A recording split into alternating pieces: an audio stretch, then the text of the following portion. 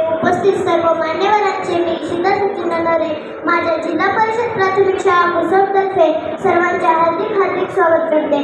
तसेच मला इथे बोलण्याची संधी उपलब्ध करून दिली याबद्दल मी आयोजकांचे आभार व्यक्त करते।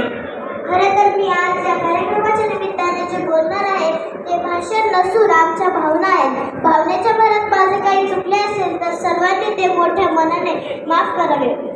असे म्हणतात की ज्ञान देने वाले गुरु को वंदन है, ज्ञान देने वाले गुरु को वंदन है, उनकी चरणों की धूल भी चंदन है, उनकी चरणों की धूल भी चंदन है।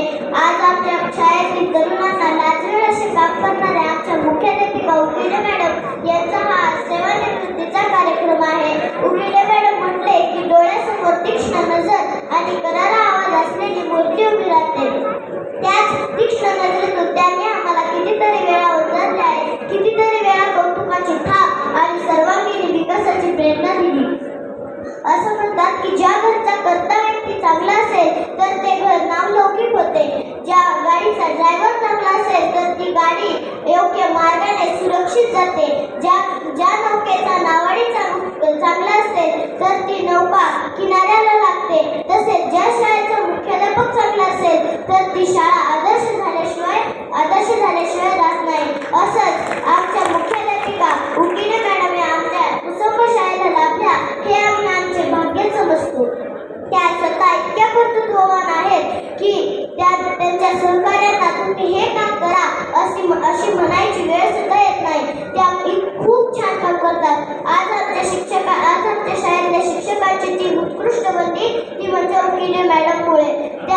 त्यांचे आज जास्त वय झाले आहे पण त्या सर्वांपेक्षा जास्त काम करतात, म्हणून ते बाकी सर्व मनाने कामे करतात। उकिडे मॅडमने सर्वांना एकोप्यात घेऊन काम केले म्हणून आज आमची शाळा तालुका स्तर, जिल्हा स्तर, राज्यस्तरावर नाव कमावते। जसे की लोकनृत्य असो, गीत गायन असो, खेळांच्या स्पर्धा असो, बुद्धिबळ असो, त्या ज्ञानाचा वसा घेऊन अखंडपणे काम करत राहतात। मी माझे भाग्य समजते की मी या शाळेत शिकत आहे, त्या शाळेच्या मुख्याध्यापिका उकिडे मॅडम आणि सर्व शिक्षक वृंद आणि आमचे समस्त गावकरी हातात हात घालून शाळेच्या प्रगतीसाठी नेहमीच तत्पर असतात। आज आमच्या मॅडम रिटायर होत आहेत पण ते एक शिक्षक म्हणून कधीच रिटायर होणार नाही। तुम्ही निवृत्त होत आहे पटत नाही पण काही गोष्टी पटत नसल्या तरी त्या स्वीकारणे भाग असते।